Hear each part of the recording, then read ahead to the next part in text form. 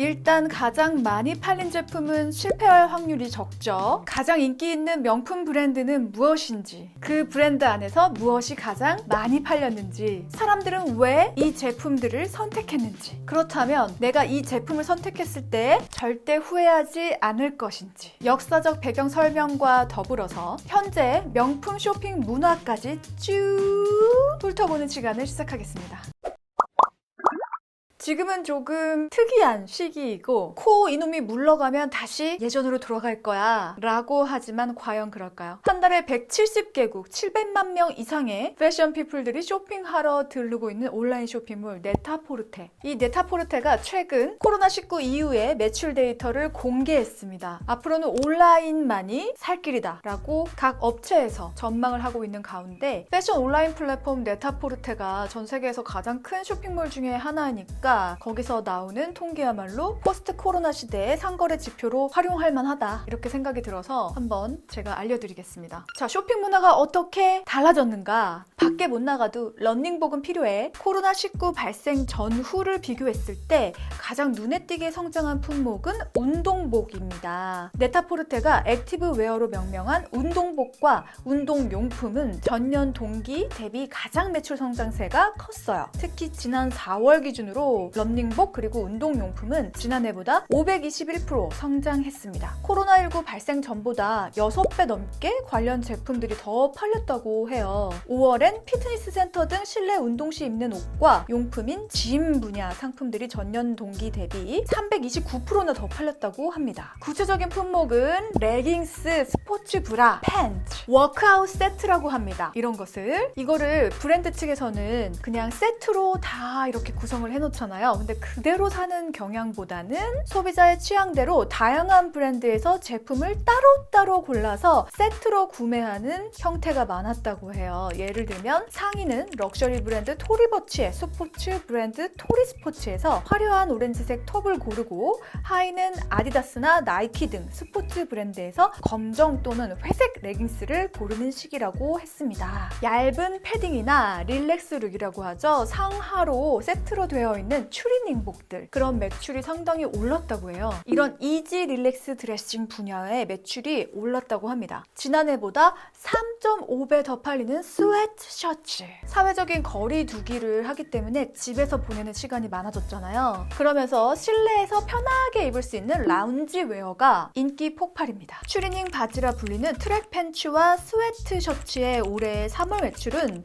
전년 동기 대비 30-40% 정도 높았어요. 4월엔 라운지웨어군 전체가 평균 124% 성장했습니다. 5월 매출은 전년 동기 대비 202% 신장하면서 시간이 갈수록 점점 더 성장세를 보이고 있어요. 특히 스웨트 셔츠는 전년 동기 대비 254% 성장하면서 가장 인기 높은 라운지웨어 패션이 되었습니다. 신진 브랜드 레스티엔이 주목받고 있고, 독특한 스웨트 셔츠의 청바지로 국내 직구족 사이에서도 인기인 여성 캐주얼 브랜드 에이골디는 4월에만 지난해 대비 884%의 성장률을 보이면서 수직 상장했습니다. 숍에 가지 못하니까 헤어팩과 LED 마스크가 폭풍 성장을 했다고 합니다. 자, LED 마스크 그거 별로 효과 없다고 뉴스에서 나왔던 것 같기도 한데, 그러니까 눈에 띄는 가시적인 효과 이런 거는 나오지 않았더라도 뭔가 좀 효과가 있지는 않았을까라는 생각도 해보지만, 그것은 효과를 본 사람만이 얘기할 수 있는 사실이라고 할 수 있겠네요. 저는 개인적으로 효과를 봤다고 얘기하기에 꾸준히 몇 년 동안 써봐야 알겠지만 잘 모르겠었습니다. 자, 미용실과 에스테틱에 못 가니까 집에서 하는 홈케어 제품들이 상승세에 올랐습니다. 4월에는 머릿결을 관리해주는 헤어 마스크가 전년 동기 대비 280%나 성장을 했다고 하고요. 5월에는 홈케어 뷰티 디바이스가 3배 넘게 성장을 했다고 합니다. 4월부터 명품 수요가 늘어났다고 하네요, 여러분. 자, 코로나 때문에 직격탄을 맞은 업체들이 정말 많고, 그 업체들이 직격탄을 맞음으로 인해서 직원으로 일하고 계신 분들에게까지 영향이 미쳤잖아요. 그래서 저희도 되게 타격이 컸거든요. 그런데 4월부터 명품 브랜드들의 매출이 오히려 상승했다. 이 얘기는 무엇일까요, 여러분? 그래서 제가 명품 매장에 가서 한번 여쭤본 적이 있어요. 정말 고가의 라인을 누가 오셔서 그냥 턱 사셨다는 거예요. 그래서 아니 그분은 진짜 돈이 많으신가 봐요. 이렇게 여쭤봤더니 거기 직원분께서 그분 이번에 주식으로 대박 나셔가지고 이런 이야기를 하셨습니다. 어느 부분에서는 코로나19로 인해서 이제 하향세에 들어가는 사업군, 직업군이 있고 어두운 면이 있는 반면에 반대쪽에서는 또 다른 투자 방법으로 정말 많은 돈을 버신 분들이 또 계시더라고요. 그런 것도 있는 것 같고 또 두 번째는 코로나로 인해서 해외여행을 못 가잖아요. 해외여행에 투자했던 자금을 다 명품 브랜드를 사는데 이렇게 쓰셔가지고 명품 브랜드의 수요가 늘어나지 않았을까? 이런 예상을 한번 해봅니다. 국내 백화점의 명품 매출이 전년 대비 성장한 것과 마찬가지로 네타포르테 역시 4월부터 고가의 럭셔리 브랜드 제품이 잘 팔리고 있다. 핸드백은 전년 동기 대비 48%, 신발은 60%가 더 팔렸다. 특히 지난해 젊은 디자이너 다니엘 리를 디자인 수장으로 앉힌 보테가 베네타는 1292%라는 놀라운 매출 신장률을 기록했습니다. 신발은 디자이너 브랜드의 인기가 높았었는데 그중 로저 비비의 구두들이 전년 동기 대비 521%나 성장했습니다. 고급 시계 역시 전년 동기 대비 90% 이상 더 팔렸는데요. 이 대부분이 아시아 지역의 주문이었습니다. 특히 네타포르테와 같은 리치몬드 그룹 소속의 바쉐론 콘스탄틴, 까르띠에, 부쉐론 등이 성장세를 이끌었어요. 한 업계 관계자는 특히 시계 같은 고가의 명품은 이미 상품에 대한 정보를 많이 알고 있기 때문에 온라인 구매가 더 수월하게 이루어질 수 있다고 말했습니다. 편한 속옷 대 섹시한 속옷. 속옷 역시 성장 비율이 또 어마어마한데요. 다들 이렇게 집에서만 생활을 하시다 보니까 속옷을 더 갖춰 입으셨나? 왜 그러신 거죠?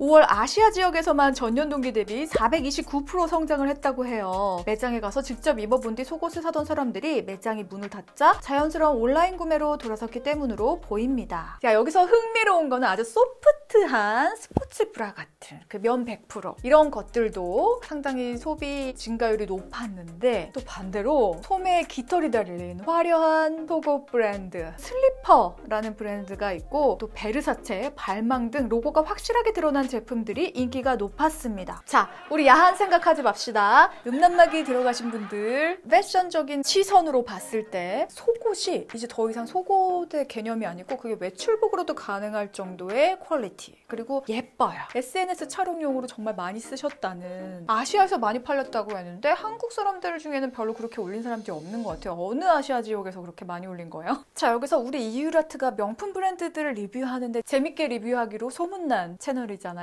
여러분, 방금 나왔던 브랜드들 중에 우리가 놓치지 않고 설명이 들어가야 되는 브랜드가 나왔습니다. 바로 두 개의 브랜드인데요. 소문자 썼다 대문자 썼다 난리 났습니다. 도대체 이건 뭐죠?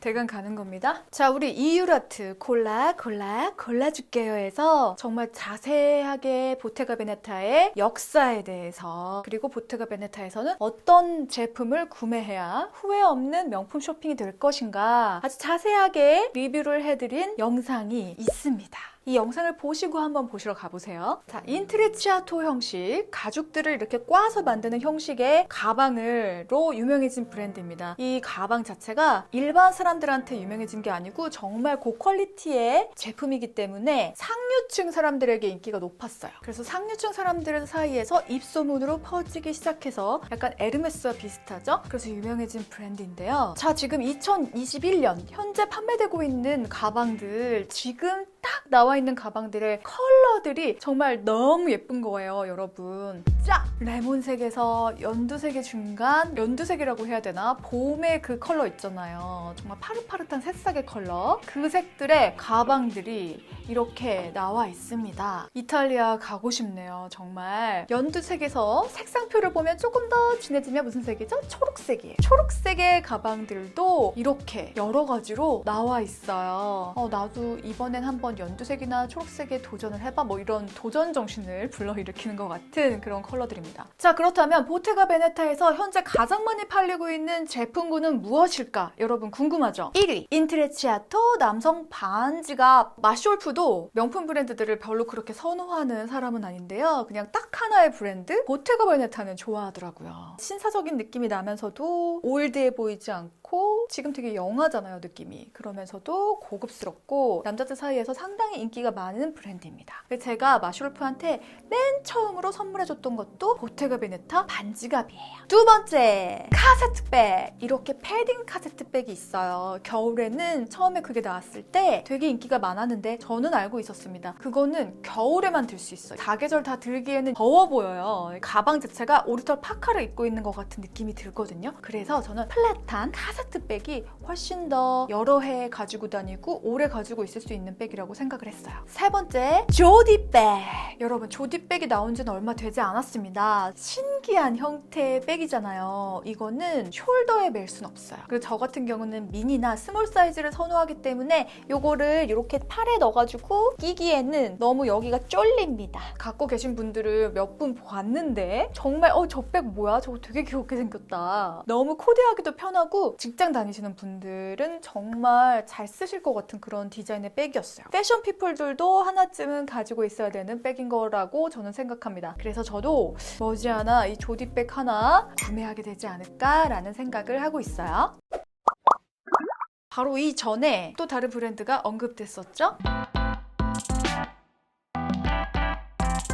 로저 비비에는 선구적인 구두 디자이너로 1930년대부터 패션 역사에 영감을 줬다는 거 여러분 알고 계신가요? 2003년도에는 디에고 델라 발레가 브랜드를 인수하면서 로저 비비의 전통이 재탄생되었습니다. 로저 비비에는 꾸띠르 디자이너 크리스찬 디올, 코코 샤넬, 위베르드 지방시와 동시대를 살았던 슈즈 디자이너예요. 지금은 일반화한 스틸레토 힐, 뒤꿈치부터 힐까지 하나의 아치로 연결되는 쇼크 힐, 안쪽으로 굽이 휘어진 버글 콤마 힐 등의 형태를 가장 먼저 선보이면서 여성 구두 선구자로 평가받고 있는 인물이기도 합니다. 로저 비비에는 상류층을 위한 구두를 제작했던 브랜드이고요. 1952년도에 로저 비비에는 영국 여왕 엘리자베스 2세의 대관식 구두 디자인도 했었고 1962년에는 이란의 소라야 전 왕비를 위해 스틸레토 힐이 제작되었다고도 합니다. 여기!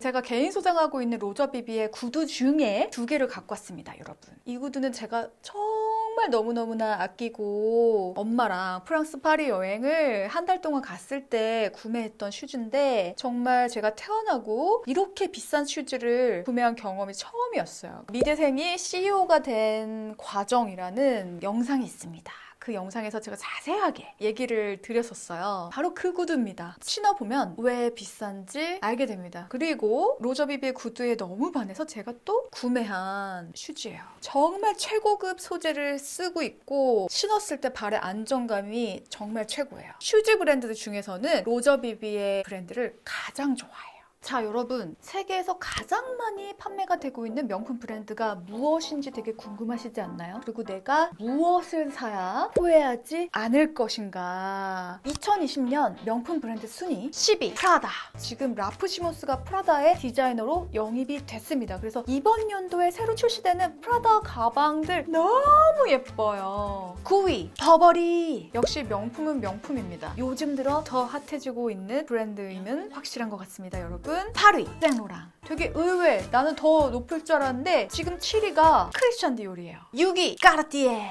제가 지금 하고 있는 이 목걸이. 5위 롤렉스. 지금 나오는 브랜드들의 거의 대부분 우리 이유라틀에서 골라줄게요를 했던 브랜드들이죠. 4위 구찌. 3위 여러분 뭘 것 같아요? 에르메스. 2위 샤넬. 1위 루이비통. 자, 여러분, 그런데 이 브랜드, 많이 팔린 브랜드 순위와는 또 다르게 가장 많이 팔린 명품 가방 순위를 지금부터 공개하도록 하겠습니다. 5위 에르메스 버킨백. 진짜 많이 팔렸나봐요. 아니, 이렇게 비싼 버킨백이 5위에나 들었습니다. 자, 이거 다음 순위가 저는 되게 의외였는데요. 4위 샤넬 가브리엘 호보백. 저는 이거 화이트랑 블랙 콤비로 되어 있는 거 너무너무 갖고 싶거든요. 근데 셀러분께서 화이트는 무조건 변색이 된다고, 누렇게 된다고, 절대 그건 사지 마시고 그냥 어두운 컬러 사시라고 저한테 말씀을 해주셨던 셀러분이 한두 분이 아니십니다. 화이트백을 그 가격을 주고 사면 너무 돈이 아까울 것 같긴 하지만 정말 봤을 때 너무 예쁜 거는 베이지 블랙 콤비 아니면 화이트 블랙 콤비.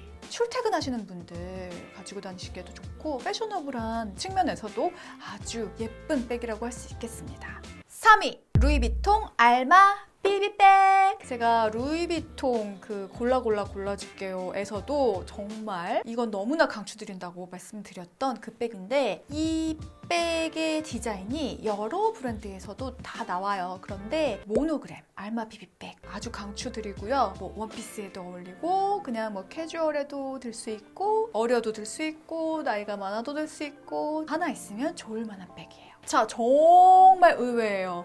2위 프라다 버킷백 정말 의외죠. 저는 1위랑 2위가 정말 의외였어요.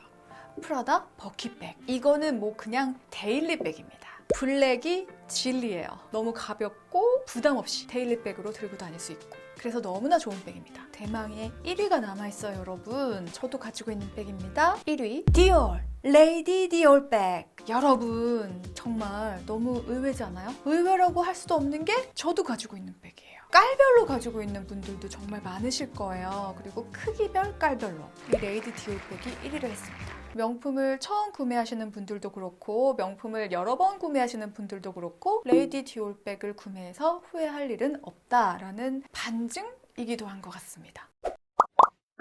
자, 여러분 재밌게 보셨나요? 이 영상으로 인해서 지금 현재 우리들의 쇼핑 트렌드가 어떤가 그리고 명품 브랜드에서는 어떤 가방을 구매해야 우리가 후회 없는 쇼핑을 할 것인가 지금 시대에 맞게 다시 한번 얘기해 드렸습니다. 구독, 좋아요, 알림 설정 해주시고요. 오늘도 예술이야. 오늘도 이유라트 이유라트